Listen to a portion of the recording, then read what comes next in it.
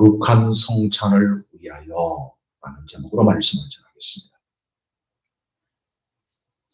참 교회를 이룸에 있어서 매우 중요한 그 한 가지가 바로 거룩한 성례. 성례는 두 가지가 있습니다. 자, 이것은 아주 기본적인 용어니까 알고 계셔야 돼요. 우리 기독교 개신교에서의 성례는 두 가지가 있습니다. 하나는 세례와 또 다른 하나는 성찬이 있습니다. 그래서 하나님께서 기뻐하시는 교회, 하나님께서 인정하시고 옳게 평가하시는 참된 교회가 세 가지 조건이 있는데, 그 하나는 올바른 복음 선포와 말씀 교육. 하나님의 말씀이 옳게 선포되고 또 옳게 증거되어야 교회가 거룩하고 참된 교회라 그 말이죠. 아무리 예배당은 있고 성도들이 많이 있을지라도 하나님의 거룩한 복음과 말씀이 제대로 선포되지 않는다고 한다면 그런 거룩한 교회라고, 하나님께서 인정하시는 참된 교회라고 볼 수 없습니다. 그래서 첫 번째 조건이 뭔가 하면 거룩한 생명의 말씀과 복음이 선포되는 교회. 두 번째로 거룩한 성례가 시행되는 교회. 오늘 우리가 지금 하고자 하는 매우 중요한 사실이죠. 세 번째는 뭔가 하면 하나님 앞에서 오늘 우리가 언제나 어느 때나 똑바로 하나님 앞에서 구별된 올바른 신앙생활을 하기 위해서 늘 준엄한 권징 앞에 서는 것, 권징이 시행되는 교회, 이게 하나님께서 기뻐하시는 참 교회라고 개혁 신학자들이 온전히 외쳤던 내용인 것을 보게 됩니다. 그 세 가지 중에서 오늘 두 번째, 거룩한 성례가 시행되는 것, 이게 얼마나 중요한가. 그 중에 성찬식을 오늘 우리가 대하고자 하는데, 오늘 우리가 성찬식을 행한다고 하지만 성찬식 앞에서 우리의 마음을 새롭게 다지는, 가다듬는 그런 기회로 삼지 않고 그저 이전에 했던 방식대로 똑같은 방식으로 진행한다고 한다면 그 성찬식이 온전한 성찬식. 오늘 고린도 교회는 성찬에 대하여 내가 너희를 칭찬하지 않겠다 그랬습니다. 고린도 교회가 성찬식을 시행했습니다. 근데 그 성찬식을 시행함으로써 하나님께서 기뻐하시는 뜻대로 바꾸어지고 새롭게 되어 하나님이 인정하시고 평가하시는 거룩한 교회로 새롭게 될 기회가 돼야 되는데, 도리어 하나님 앞에서 성찬식을 그릇 행하고 있었기 때문에 바울은 그 사실을 알고서 내가 너희를 칭찬하지 않겠다 이렇게 말씀하고 있습니다. 오늘 우리가 예배를 드리고 기도를 하고 찬송을 하고 성찬을 시행하면 다 받으시는 것이 아니라는 사실을 기억해야 합니다. 창세기를 통해서 가인과 아벨이 하나님 앞에서 제사를 드렸지만 가인의 제물과 제사는 받지 아니하시고 아벨과 그 제물은 받으셨다라고 하는 이 사실을 통하여 우리에게 가르쳐주는 분명한 메시지는, 모든 예배를 다 받으신 것이 아니라, 모든 찬송과 기도와 경배를 받으신 것이 아니라 하나님 앞에서 구별된 모습으로 변화되는 그런 기회로 여기면서 통회하는 마음으로 드리는 예배와 경배를 받으시지, 그저 형식적으로 내가 이렇게 드리면 내가 마음이 편해, 하나님도 생각지 않고 그런 마음으로 예배를 드리면 그런 예배를 하나님이 받으시겠느냐 하는 것입니다. 내 생각으로는 받으실 것 같지 모르시겠지만 하나님께서는 그런 예배를 받으시지 않겠다는 것입니다. 왜 하나님 앞에서 거룩한 성례를 시행하라고 했는지 하는 사실을 염두에 두고 깊이 생각함으로써 성찬에 참여하지 않냐고 예전 먹었던 떡과 잔 또 먹고 마시지, 이런 안일한 생각으로 하게 되면 오늘 본문을 통해서 뭐라고 가르치는지, 바울이 고린도 교회를 향해서 내가 너희를 칭찬하지 않겠으니 내가 하는 이 가르침을 통해서 너희들이 칭찬받을 교회로서고, 너희들이 칭찬받을 교회로서는 매우 중요한 일은 거룩한 성찬식이 제대로 시행되도록 하라. 그러니 바울의 가르침을 잘 귀담아 들어서 변화되어야 된다 하는 것입니다. 오늘 17절에 그렇게 말씀하고 있죠. 내가 명하는 이 일에 너희를 칭찬하지 아니하나니 이는 너희의 모임이 유익이 못되고 도리어 해로움이라. 믿음의 교회가 서로가 서로를 향하여서 유익이 되고 덕이 되고 기쁨이 되고 즐거움이 되고 사랑이 되고, 그래서 한마음 한뜻으로 온전히 교회를 이루는 그런 공동체가 되어야 되는데 도리어 해로워요. 해롭다. 도리어 해를 끼치는 그런 공동체가 된다고 한다면 그는 하나님께서 인정하시겠느냐 하는 것입니다. 사람조차도 해로움으로 인하여서 마음에 멍이 들고 심령에 상처가 되고 정신의 정신과 정서에 고통이 되는데 그게 유익이 못 되잖아요. 그런 의미에서 성찬 예식은 그저 간단하고 단순한 문제가 아니라는 사실입니다. 오늘 말씀, 고린도 교회가 성찬식을 하고 있는데 우리와 이처럼 성찬식을 행하고 있었던 게 아닙니다. 고린도 교회의 성찬식은 쉽게 말해서 식사예요, 식사. 밥 먹는 겁니다. 실제 밥을 먹을 때 오늘 우리와 국그릇 있고 밥그릇 있고 반찬들이 있고 이런 식탁으로 오늘 우리가 생각을 하죠. 그러나 그들의 식탁은 떡을 가져오고 포도주를 가져와서 그렇게 먹는 거예요. 그러니까 성찬식이 그들에게는 식사 그 자체였고 그것을 애찬식이라고 그렇게 말해요.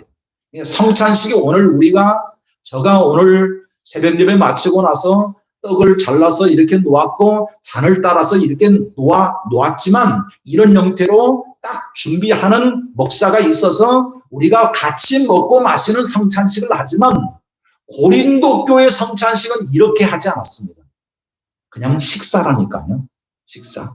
떡을 먹고 잔을 마심으로써 식사 그 자체가 성찬식이었어요. 그런데 고린도 교회는 아주 독특한 그리고 매우 오늘 우리가 깊이 생각해야 할 매우 중요한 문제가 있는데 그게 뭔고 하면 분파, 분열 이런 것들이 굉장히 고린도 교회 안에 많았습니다.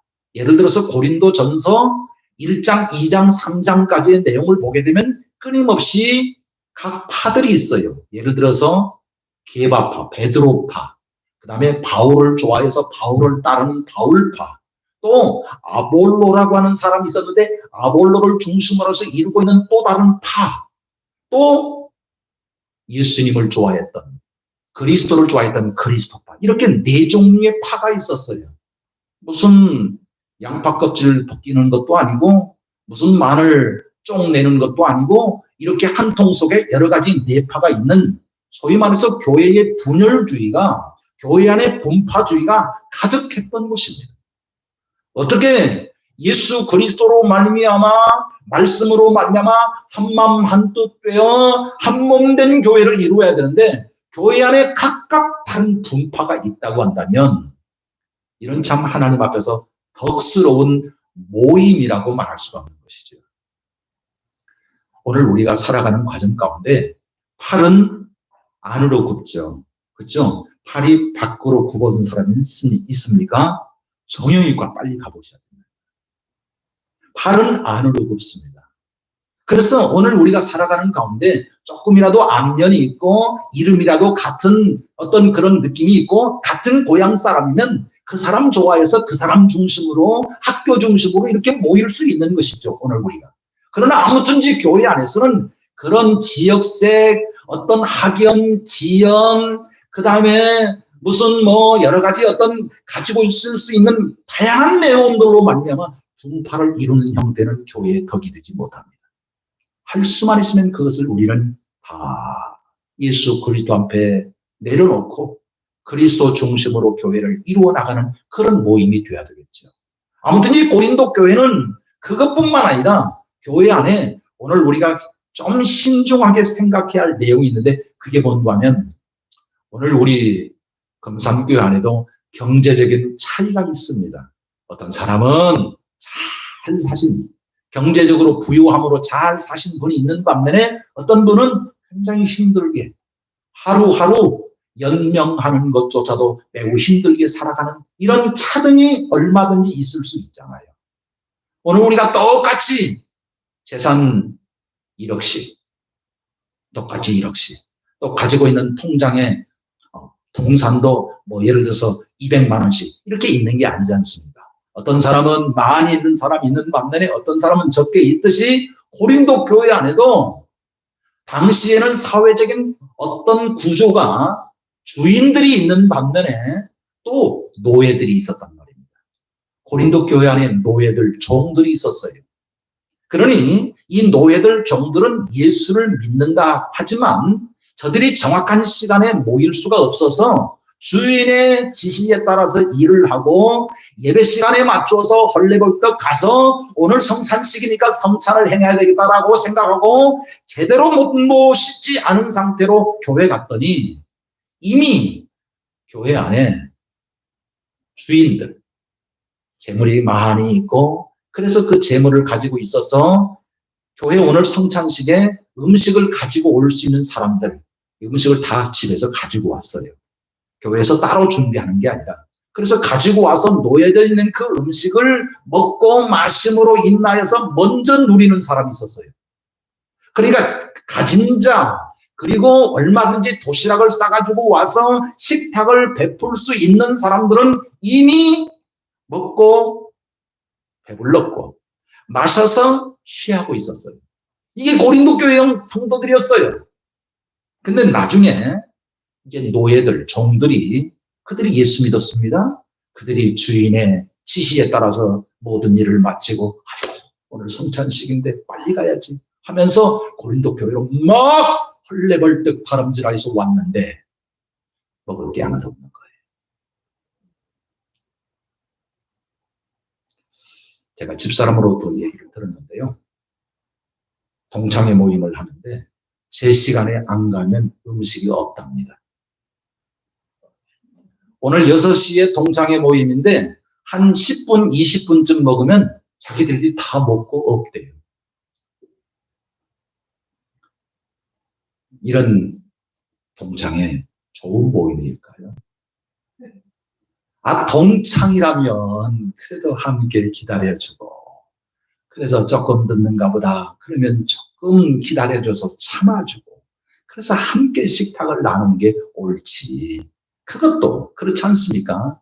그런데 하나님 앞에서 하나님이 베풀어 주신 식탁 앞에 하나님이 베풀어 주신 그 음식물을 먹는 매우 중요한 그 성찬식에 자기들이 가지고 왔다고 그래서 먼저 시간을 내어서 가지고 있는 사람들이 먼저 먹고 배부르고 마셔서 취하고 있는 상태가 되었다면 그리고 나중에 온 사람들이 먹을 것이 있나 봤더니 없어서 배를 움켜쥐고 있고 그래서 내가 교회로부터 이렇게 서러움을 당하구나 이렇게 내가 소외를 당하구나 나를 무시하는구나 이런 정신적 정서적 영적 느낌으로 인하여서 괴로워하고 내가 이렇게 인정받지 못하고 사회에서도 내가 이렇게 종으로 태어나서 종으로 살고 있지만 교회에서는 형제라고 불러주는데 저들이 나를 인정하지 않고 있구나. 이런 것 때문에 얼마나 가슴 아팠겠어요.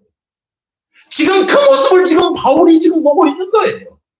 같은 교회라고 하는 식구들끼리 그 성찬식 앞에서 누구는 먹고 배부르고 마셔서 취하고 실제 포도주를 마셨습니다. 그런 상태에 있는 반면에 어떤 사람은 배를 움켜쥐고 있고 내가 교회 와서 그래도 음식이라도 먹으려고 했는데 먹을 게 하나도 없고 이런 모습으로 성찬식이 진행되는 이 모습 가운데 바울이 이렇게 따끔하게 두 가지 단어로 말씀하고 있거든요. 너희들이 교회를 업신여기느냐. 지금 성찬식을 하면서 교회를 업신여기고 있는 것입니다. 여기서 업신여긴다는 말은 오늘 우리가 쉽게 이해할 수 있는 내용이지만 다른 표현으로 너희들이 경히 여기고 있고 너희들이 멸시하고 있구나 그런 말이에요. 너희들이 어떻게 하여 교회를 경히 여기고 있고, 너희들이 어떻게 하여 교회를 멸시하고 있고, 너희들이 어떻게 하여 교회를 업신여기고 있느냐? 누구를 지금 말하고 있는 것입니까? 부자들을 말하고 있는 것이죠. 그 다음에 가난한 자들은 배가 고파서 소외와 괄시와 외면으로 인해서 서러워하는 그 마음속에 가난한 자들은 부끄러워하고 있는 것입니다. 내가 사회적인 지위도 낮아서, 내가 싸가지고 올 음식물도 없어서, 내가 하나님 앞에서 성찬식에 참여하고자 왔는데 내가 먹을 것도 없고 이렇게 배를 주여 움켜쥐고 있구나. 부끄러움을 느끼고 있어요.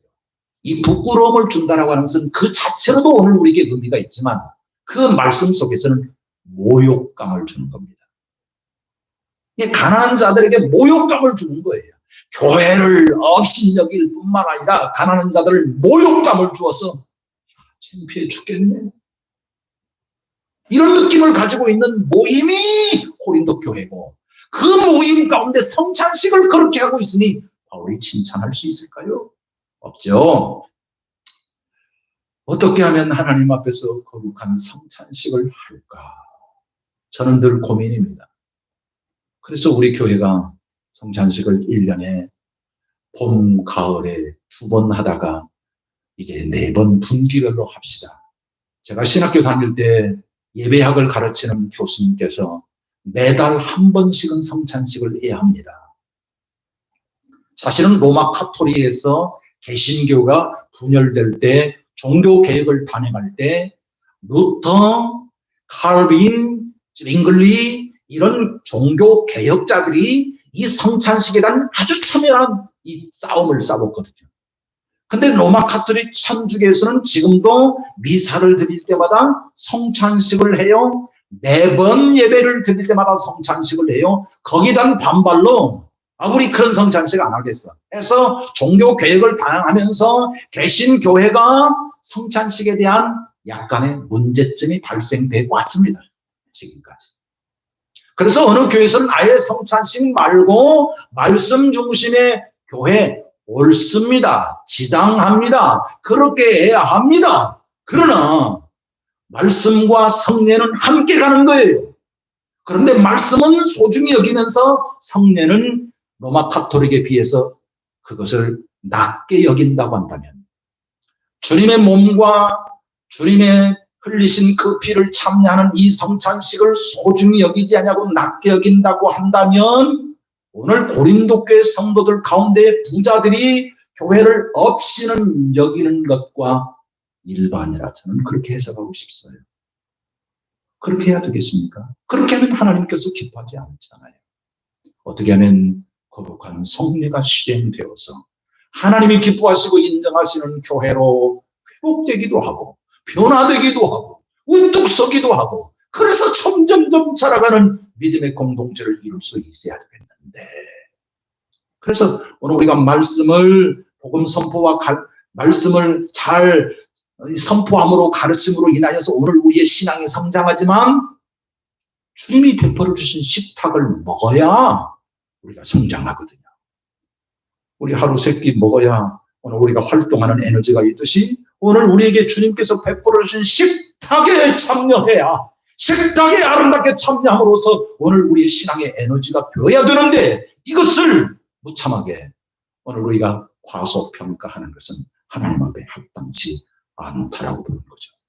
그래서 저는 매우 중요하게 하나님의 올바른 복음 선포와 말씀의 가르침이 첫 번째요. 두 번째는 거룩한 성례를 어떻게 하면 잘 치루어서 하나님 앞에서 드려서 오늘 우리를 조금 부족하지만 연약하지만 회복의 기회로, 변화의 기회로 삼아서 오늘 우리가 디딤돌로 나아갈 수 있다고 하면 하나님께서 다시 오실 때 기뻐하고 즐거워하는 건강한 교회가 되지 않겠는가 하는 사실입니다. 어떻게 하면 하나님이 기뻐하시는 거룩한 성찬을 이룰 수 있을까? 첫 번째로는 합당하게 먹고 마시자 하는 겁니다. 27절을 볼까요? 그러므로 누구든지 주의 떡이나 잔을 합당하게 않게 먹고 마시는 자는 주의 몸과 피에 대하여 죄를 짓는 것입니다. 여기서 중요한 단어가 합당하게 먹지 않는 자. 그러므로 합당하게 먹어야죠. 합당하게 먹는다는 것이 무슨 뜻일까 하는 것입니다. 어린아이가 태어나서 첫 번째 돌아오는 생일이 되면 그를 돌이라 그렇게 말하죠. 돌하면 뭘 만들죠? 돌떡을 만들죠. 돌떡. 야, 너 태어나서 1년 되어서 첫 번째 돌아오는 생일이 되었구나. 돌떡. 이게 값없이 먹을 수는 없는 거죠. 돌떡. 얼마나 의미 있습니까? 우리 교회에서 간간히 생신이 돌아오시면 교회에다가 네, 제가 한 해 동안도 이렇게 건강하게 살았습니다. 하나님 은혜에 감사하여 우리 사랑하는 주의 식구들과 함께 생일떡을 나눕니다. 그 의미가 또 아주 의미가 있어요. 그래서 생신떡을 이렇게 또 나눕니다. 또 떡을 나눌 때가 한두 번 아니지 않습니까? 우리 특별히 명절에 떡을 나누지 않습니까? 추석 이번 주 토요일인데요. 추석이 돌아오면 송편 떡을 나누지 않습니까? 또 얼마 있다가 또 우리 이제 설이 돌아오면 또 가래떡을 나누지 않습니까? 아무든지 어떤 명절이 돌아오고 어떤 기념일이 돌아오면 떡을 만들어요. 오늘 우리는 그런 그 전통을 가지고 있지 않습니까? 그러듯이 예수님께서도 오늘 우리에게 이제 성찬을 행할 수 있도록 하게 하셨다는 것입니다. 예수님께서 찢기신 살을 기념하여 떡을 먹고 예수님께서 십자가에 흘리신 피를 기념하여 잔을 마시는 떡과 잔을 먹고 마시는 이 내용의 의미를 아는 것이 합당하게 먹는 거예요. 의미도 모르고 뜻도 모르고 오늘 지금 이게 무슨 떡이요? 돌떡이요. 이게 무슨 떡이요? 생신떡이래. 알고 먹어야 되지 않겠습니까? 모르고 그냥 잡수면 안 되잖아요. 합당하게 먹는다는 것은 떡의 의미를 알고 먹는다는 말이에요. 떡의 의미를 생각지 않고 오늘 저 떡이 좀 카스테라가 좀 짜네, 싱겁네, 뭐 이런 의미로만 생각하지 않고 이 떡이 무슨 의미가 있는가를 알고 잡수시는 것, 이게 합당하게 먹는 거예요.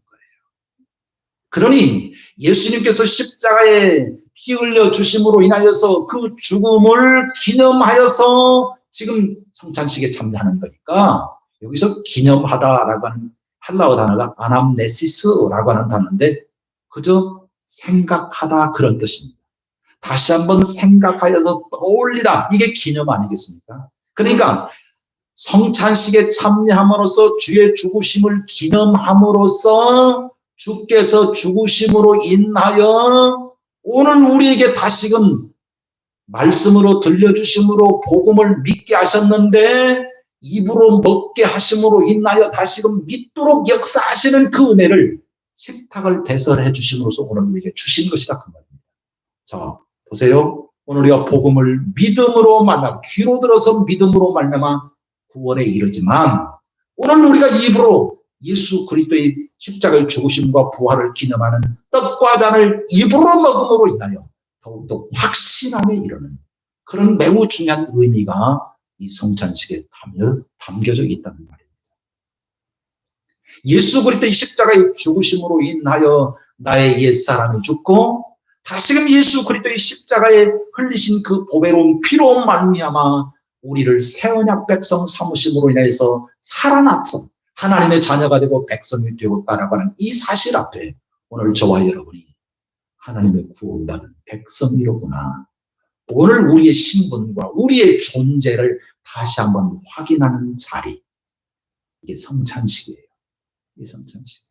예수 그리스도의 십자가의 죽으심과 부활에 대한 그 의미를 되새길 뿐만 아니라 그 죽으심과 부활로 말미암아 오늘 우리가 하나님의 거룩한 자녀 되었음을 다시 한번 확인하는 존재를 확인하는 순간 뿐만 아니라 성찬식에 참여함으로써 주 오실 때까지 주의 죽으심을 전하는 것이라. 이것은 오늘 우리에게 복음을 전하는 사명을 감당하도록 하게 하신 것이지 않습니까? 이것은 사명을 확인하는 자리예요. 그러니까 주님의 죽으심을 통하여서 오늘 우리가 누구인가를 생각하고 오늘 우리가 어떻게 살아가야 할 것인가를 생각하는 복된 시간이 바로 성찬식이라 그 말이죠. 이걸 우리가 알고 먹는 것이 합당하게 먹는 것이다 그 말이에요. 이것을 모르고 이것을 생각지 않고 이것은 염두에 두지 않고 아랑곳 없이 십자가의 죽음과 부활은 나하고 무슨 상관이 있어? 내가 그것과 무슨 상관이 있는 존재야? 내가 무슨 일을 해야 하는 것이 그 다음 나에게 무슨 의미가 있어? 라는 생각으로 먹고 마시는 것은 합당치 않게 먹고 마시는 것이다 하는 것입니다. 오늘 여기 27절에 그렇게 말씀하고 있지 않습니까? 합당하지 않게 먹고 마시는 자는 주의 몸과 피에 대하여 죄를 짓는 것입니다. 성찬식을 통해서 죄를 지어요. 오늘 우리 믿는 사람, 내가 무슨 도둑질을 했까니, 내가 사는 사람 앞에 거짓말을 했까니, 나 그런 죄 안 지었어.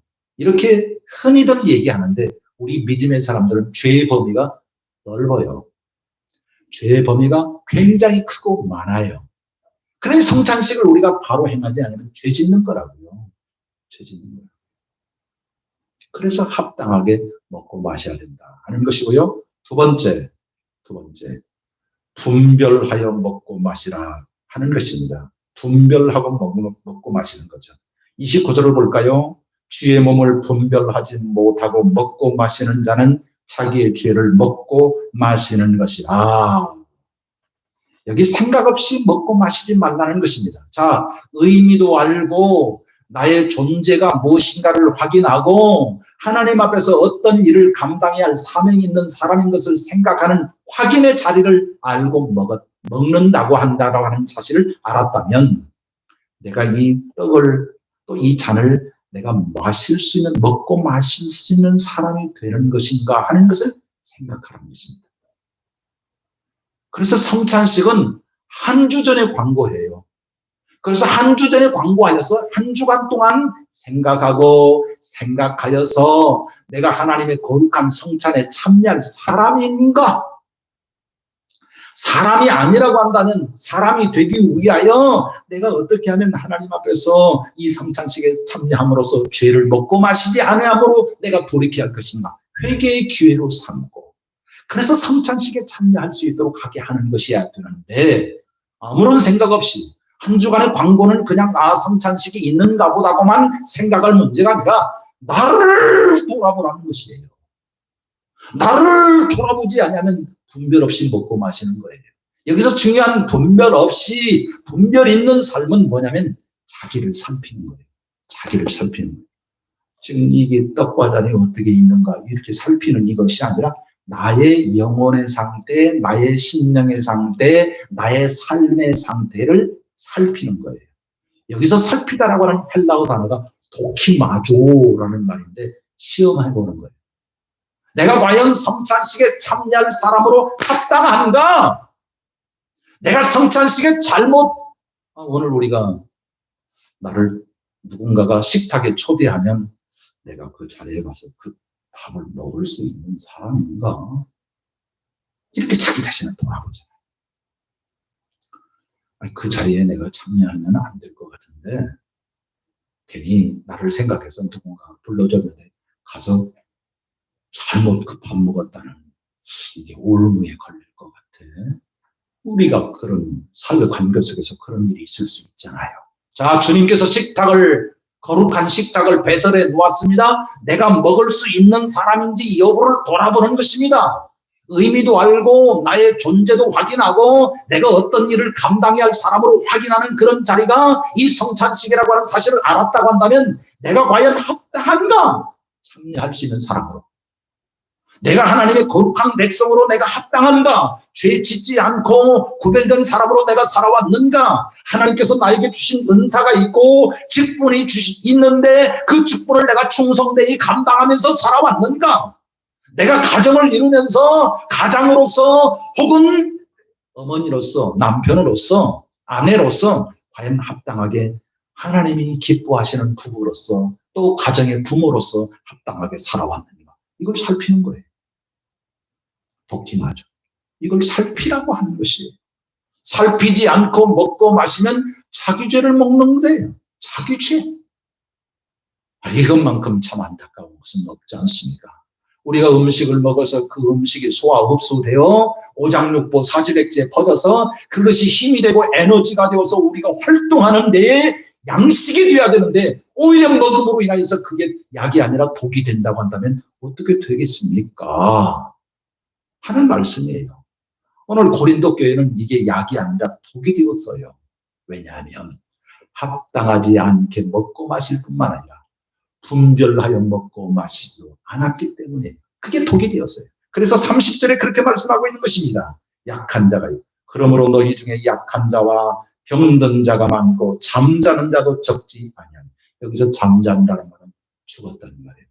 성찬식을 하다가 죽었다는 말이에요. 어마무시하죠. 두려운 이야기가 아닐 수 없습니다. 약한 자도 있고 병든 자도 있고 추운 자도 생겼다라고 하는 이 사실 앞에 오늘 우리는 두렵고 떨리는 마음으로 우리가 성찬식을 대하게 될 수밖에 없다라고 하는 것입니다. 오늘 우리는 그러므로 돌아봐야 됩니다.